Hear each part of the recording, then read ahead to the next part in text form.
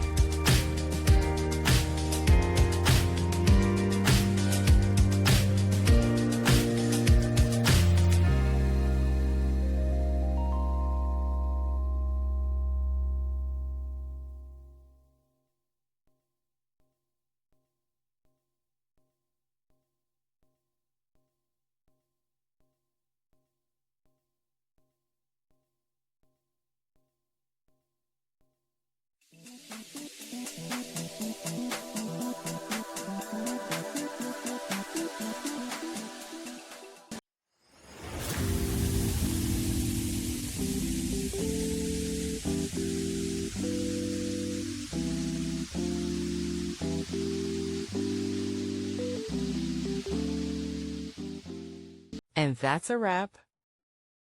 I hope you found the answer you were looking for. If you did, take a second to hit that subscribe button. It really helps out. And let me know in the comments which solution worked best for you. See you next time in the debug zone.